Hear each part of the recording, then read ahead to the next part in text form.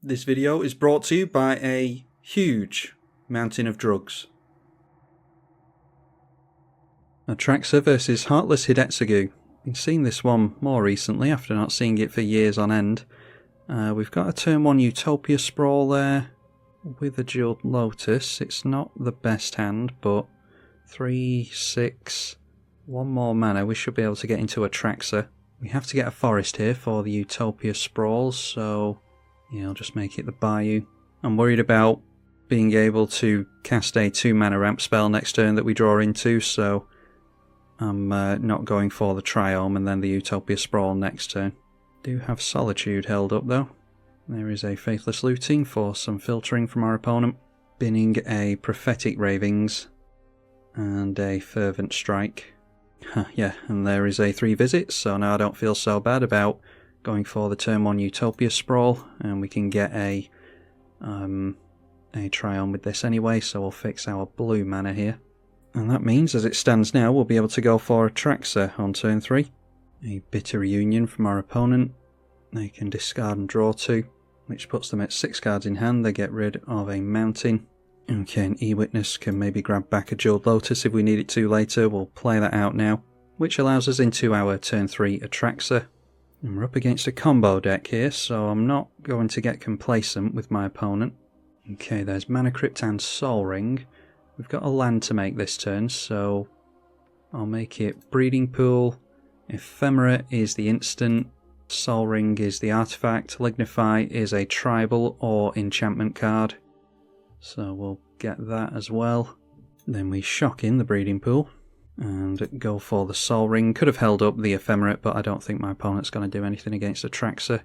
I'm not particularly worried even if he does, thanks to having the Eternal Witness for the Jeweled Lotus. A Sensei's Top for our opponent, just hunting for combo pieces, spinning the top. Alright, and we get into another white source, which is an excellent draw for us, so drop that down here. Going straight through to attacks on our opponent. Of course, it only takes 3 attacks in order to get lethal damage on our opponent. I'll throw out, shock down the Godless Shrine, so that we've got some more black mana, and then it can be the Eternal Wanderer. And this way we're still holding up Ephemerate for our commander, just in case we want to protect it against a Chaos Warp or something like that. So exile the Atraxa.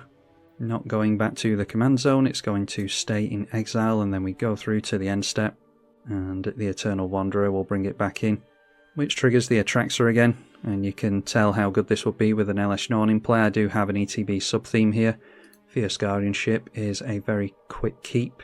We can go for Demonic Tutor for the sorcery. We've got creature removal already, so I'll go for Lauren on the creature. Only 1 artifact in Lightning Greaves.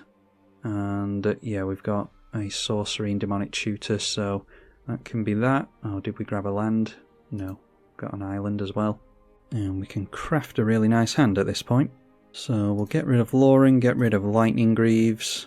Elesh Norn's going to be a bit overkill, I think, and it doesn't really hurt our opponent any. I don't think against this deck. I don't think it does anyway. So they drop a fetch land and crack it straight away, shuffling the top cards of the library, which might be useful with the Sensei's Top. So yeah, looking at the top cards of the library again. We'll have to be careful with the playing of Ephemerate now, because it means that we won't be able to evoke out the Solitude. The Sensei's Top going to draw a card. Now we see a Tormenting Voice, discard and draw 2. They got rid of a Lightning Bolt. And then Sensei's Top again. I think I'm going to go for countering that, because they're going to get to look at a hell of a lot of cards with Sensei's Top. And yeah, that's enough to have them scoop. Obviously this deck is just frantically searching for the combo, and if they can't get into it very quickly, then we just stomp all over them with Atraxa apparently. Got another decently fast start here. We can get green mana with the Bloodstained Mire. Not sure what we'd want to grab with the Mystical Tutor, to be honest. Maybe some kind of ramp spell. So instead of going for the Wild Growth, why don't we go Island? We can grab a ramp spell with Mystical Tutor, and then cast that next turn and maybe look at getting into our commander more quickly. Because obviously our opponent doesn't know about the Mana Crypt yet. Just need to hope he doesn't drop black mana into a discard spell. Shocking down the Godless Shrine. No, bringing it in tapped. We're up against Megatron Tyrant, by the way. I actually didn't mention that before. You've probably already seen it on the screen, though. Mystical Tutor for a Sky Shroud claim, I'm thinking, because we can play this next turn. That gets us into 2 lands. So that means that we shuffle and get ourselves into a green source with the Bloodstained Mire. That can be a Bayou. Drop down the Mana Crypt, which takes us into Sky Shroud claim. And I'm thinking of holding up the Dovin's Veto here, so maybe a blue source and a white source, and we'll just hold on to our Triomes in the deck apparently. Obviously if this was Utopia Sprawl we could put it on a land and still hold up the Dovin's Veto, but I want to make sure that our opponent doesn't destroy that Mana Crypt. And while Growth is effectively free next turn, we can put it on an untapped land and then tap it for mana straight away. Okay, absolutely nothing from my opponent. And there is the coveted Utopia Sprawl, so that can go onto the Bayou. And we'll say that that adds white mana. Then we can shock down the Hallowed Fountain. Tap this for green, it gives us a white, and then we'll put this onto a basic island. And now we can still go for our commander. Oh, actually, I've tapped down my only black source. Ugh. Yep, that was a mistake. Yeah, should have looked at the mana better there. Should have put Utopia Sprawl on something and made additional black mana with it. That's a mistake. Luckily, I don't think my opponent's doing too much of anything here. We can protect ourselves with the cards that we've got in hand, so I don't think it matters if we go a turn later. We see Command Beacon from our opponent into the Solemn Simulacrum. Not worried about that at all. Yeah, so it should have been a turn 3 Atraxa again, but it was not. Drawing to more mana in Birds of Paradise. We'll get down the Atraxa before I goof up again. Alright, and now we've got a land in... Actually, we'll go for the Swamp because we do need black mana. Yarok would be cool, I think. Yeah, we'll just go for the Yarok for the fun of it. Ashiok is the only Planeswalker. Then we've got Prismatic Ending for the sorcery and Assassin's Trophy for the instant. So we can drop the Swamp here, and that means that we can hold up Assassin's Trophy and the Teferi's Protection and Dovin's Veto. So we're looking pretty good here. There is the Swords to Plowshares, so we'll see if our opponent wants to scoop it up here.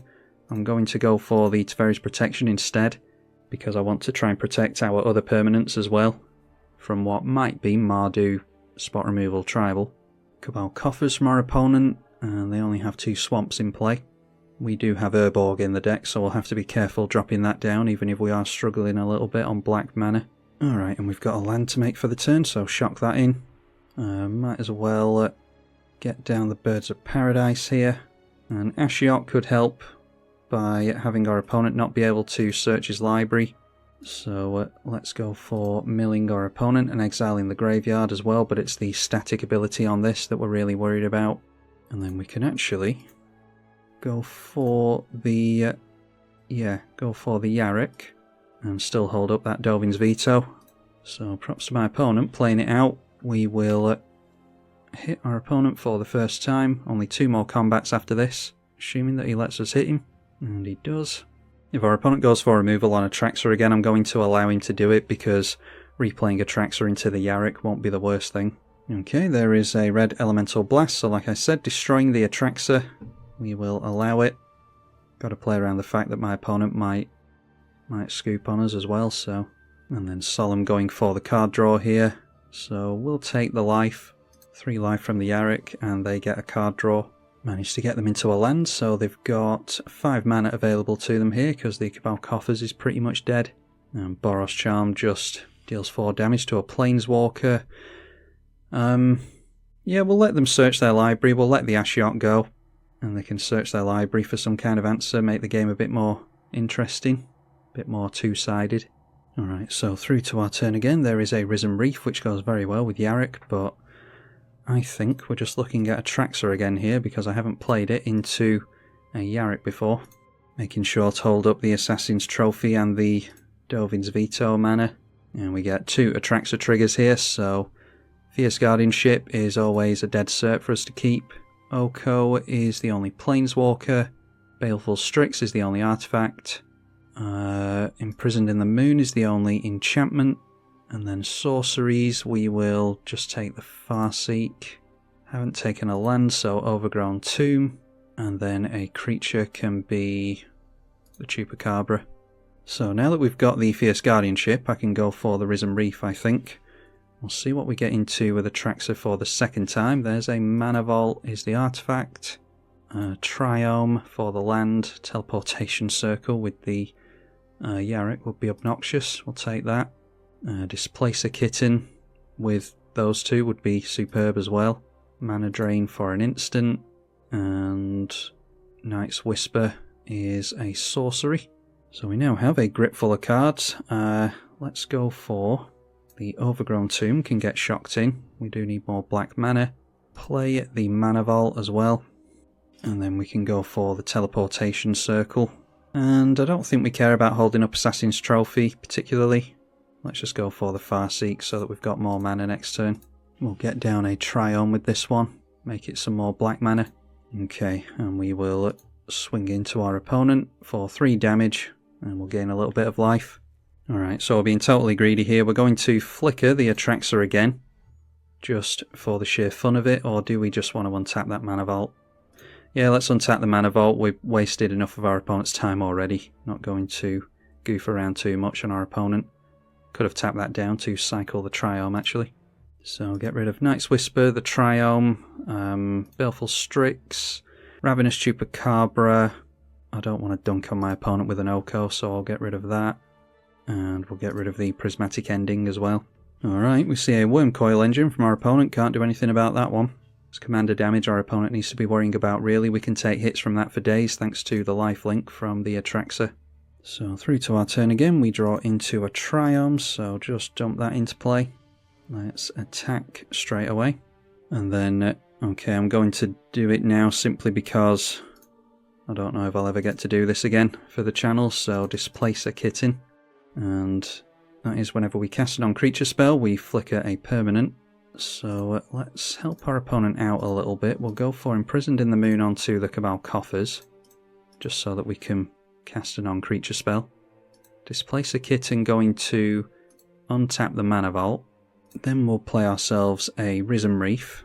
And this will trigger twice thanks to the Yarok. So Godless Shrine into play. And we'll... oh, it comes into play tap, so I put 2 life into that for nothing. And there's a Command Tower as well. And then we will Assassin's Trophy. I'll just put it on the Command Tower as opposed to the Worm Coil Engine. That way they don't gain any mana and they're not as likely to scoop. Displacer Kitten going to flicker the Atraxa. Obviously could have done it a lot more than this. But Atraxa coming into play again will give us a bunch more stuff. So we'll take the Snap Mage as the creature, Ephemera as the instant, and Imperial Seal for a sorcery, and just take an Underground Sea for the land. And then on the second trigger we've got a Gilded Drake for the creature, Sol Ring for the artifact, Yavimaya can be the land, Eternal Wanderer the Planeswalker, and then we'll just go for a Fact or Fiction on the instant. Don't know if I'm missing card types here, but we're stacking our hand either way.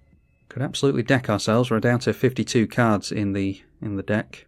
So let's tap down the Mana Vault, play the Sol Ring, and we're going to see how stupidly strong Displacer Kitten is. Untap the Mana Vault with it. And why don't we just get down the Eternal Wanderer here. Displacer Kitten. Yeah, I'm not going to go for Atraxa because it just takes forever, even though that would be the fun thing to do here. Yeah, and we need to start seeing the back of this game here, I think, as opposed to me just making fun of my opponents. So Gilded Drake will take the Worm Coil Engine from our opponent, and we can always blow up the Gilded Drake before we swing in with our commander. Yeah, so I just got kicked out into the lobby immediately, but my opponent did scoop beforehand. You can see what we want to do with Atraxa. I appreciate my opponent playing it out that long. A really obnoxious commander, but he decided to be kind and play it out anyway. Hopefully you all enjoyed it. I might squeak this one out before the new set releases, and I'm not sure how often you'll see Atraxa after that. So hopefully you all enjoyed this visit to it. Massive thank you to the patrons as ever who continue to be very loyal to the channel and support me monetarily. I'm tribalkai. Thank you for watching.